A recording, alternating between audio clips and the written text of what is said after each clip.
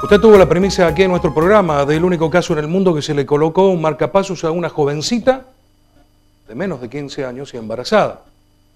Ahora bien, debemos reconocer que no es el único caso en el mundo. En realidad, es el segundo. El primero se realizó en España, pero la niña no estaba embarazada. Para poder entender un poco más de esta técnica, yo le voy a explicar aquí, gracias Harry, con este maniquí. Normalmente, para la realización de la técnica de la colocación de un marcapaso, primero hay que hacer una radiografía de tórax para ver la posición del corazón y sus arterias. Y mientras tanto se va trabajando en el lugar de la colocación. Algunos profesionales lo colocan del lado derecho, clavícula derecha o clavícula izquierda. Pero en concreto, se empieza a ingresar por una vena o una arteria con el cablecito hasta llegar al lugar donde debe hacer contacto ese marcapaso. Pero ¿qué sucede cuando, mire, desechamos esto? Tenemos el cuerpo de la mujer. No le podemos hacer radiografía. ¿Por qué? Porque está embarazada. Entonces se echa a mano una técnica que es la navegación electroanatómica que nos promueve el doctor Luis Arabia aquí en Córdoba. Es así que la niña necesitaba para vivir la colocación del marcapasos, porque el esfuerzo que le demandaba a su niño en el crecimiento no le iba a permitir vivir.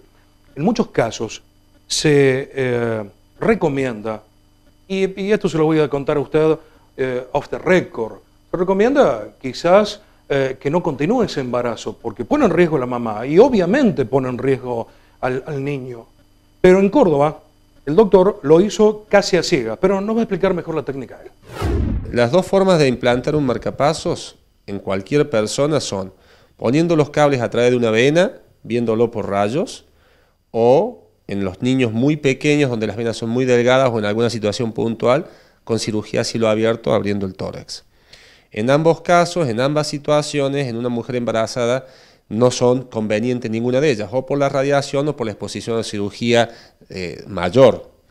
Entonces lo que hicimos fue utilizar y modificar lo que uno ve con un navegador que utilizamos para otras cosas. Nosotros usamos los navegadores para armar el corazón de forma tridimensional en tiempo real, poder viajar con un cable, un catéter que puede dar calor en la punta y cortar un cortocircuito. Eso se llama ablación.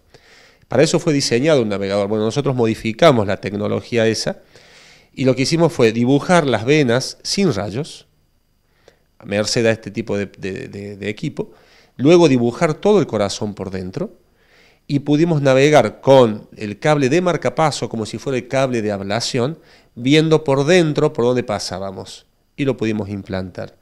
El procedimiento fue realmente muy satisfactorio, tanto en su realización como en la evolución posterior. Ya llevamos un tiempo de evolución posterior y no ha habido ningún tipo de complicaciones a distancia, porque a veces uno puede tener una cirugía exitosa en lo inmediato, pero que no funciona correctamente a la distancia. No, el funcionamiento es exactamente igual lo que hemos obtenido que si lo hubiéramos hecho con una técnica convencional. Los tiempos también fueron apenas más prolongados, pero como no existió radiación, fueron sumamente seguros para la mujer. ¿Y el navegador qué es? ¿A través de un tipo de ecografía que no sería nocivo para la persona? Bueno, lo que utiliza el navegador es un sistema de reconstrucción tridimensional basándose en el voltaje. Utiliza el voltaje de las células y arma, merced al voltaje de las células, las estructuras. Es un poco complejo cómo le asigna valor, pero yo puedo ir viendo las estructuras, puedo ver los cables, puedo ver guías, puedo ver alambres y puedo ver incluso venas, y ni que hablar del corazón. Las células son estructuras que tienen carga eléctrica. Algunos tienen la capacidad de descargarse y cargarse, como es el cerebro, como son algunas glándulas y básicamente también el corazón. Entonces, uno cuando llega al corazón tiene un margen de definición sumamente exacto, porque son células que tienen cada una su potencial eléctrico. Entonces el aparato utiliza esa carga eléctrica, mediante un software lo dibuja como si fuera una tomografía en 3 dimensiones, razón por la cual yo puedo ir rotándolo y ver en 3D, cosa que no puedo hacer bajo rayos. Yo en rayos solamente veo 2 dimensiones del espacio, ancho y alto, pero no tengo profundidad. Acá incluso tengo profundidad, porque me lo transparenta, entonces puedo ver todo el espesor del músculo, todo el espesor de la cavidad donde yo pongo el catéter. Y tiene una ventaja más. Como también fue diseñado para hacer trabajos sobre arritmias, veo en tiempo real la electricidad del músculo que hay por debajo. Eso a mí me habla de cómo va a funcionar el marcapaso. Hasta ahora esta historia usted ya la ha conocido porque la ha venido siguiendo. La semana pasada, si nos vio, yo adelanté que ya había nacido el niño. Normalmente nosotros hacemos filmaciones de cirugía, hacemos notas permanentemente con testimoniales, pero somos muy respetuosos de la evolución de lo que sucede a partir de esa imagen que nosotros captamos. Es por eso que era muy importante esperar a que se cerrara esta historia y de la mejor manera posible con el nacimiento de ese niño que se había cuidado, tanto a la madre como al niño.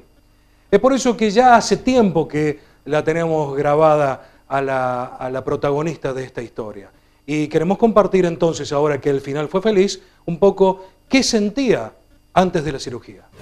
Y mucho miedo, entré llorando, la verdad que entré llorando, sí, muy asustada porque no sabía, me habían dicho un montón de cosas que era muy riesgoso, que esto y aquello, pero no, gracias a Dios salió todo bien y ahora hasta acá estoy. Bueno, ¿qué sentías físicamente? ¿Por qué llegas a cardiología? Porque tenemos muchas jovencitas que nos preguntan ante pérdidas de conocimiento, que sienten que su corazón no anda bien. ¿Qué pasó en tu caso?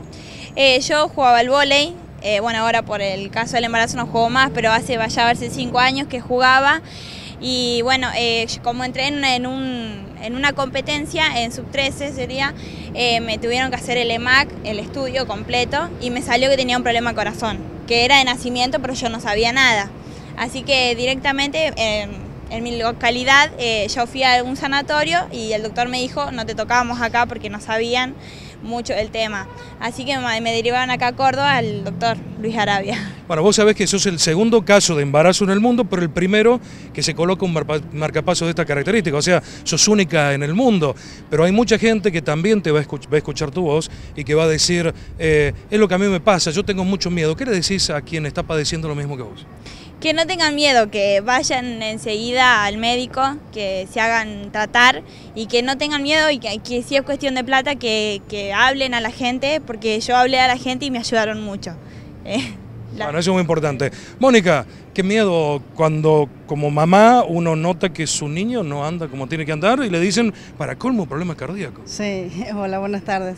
Sí, la verdad que un miedo porque, o sea, es mi única hija y siempre con miedo a morir, ¿no? Porque la verdad que era, cuando el médico me dijo que hay que colocar un marcapaso, cuando me dijo que tiene problema de corazón, ya tuve miedo.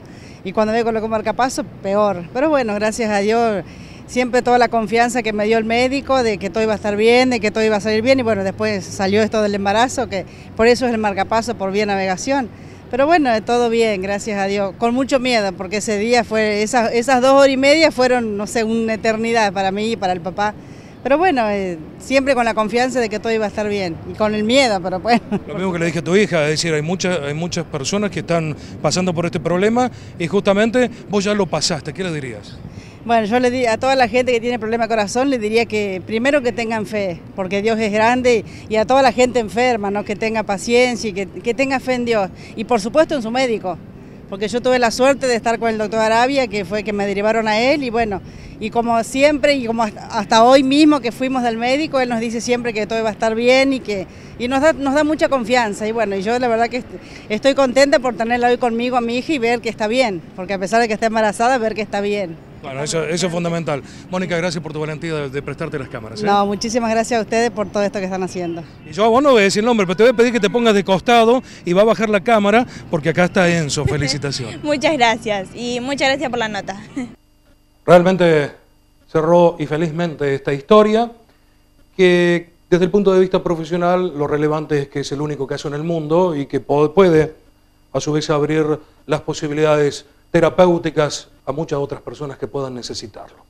Y con esa nota y con esta imagen, la de una jovencita que prestó su testimonio junto a su madre, alejándose de la cámara, en un momento de felicidad, como la felicidad que vamos a lograr al saludar a nuestras madres.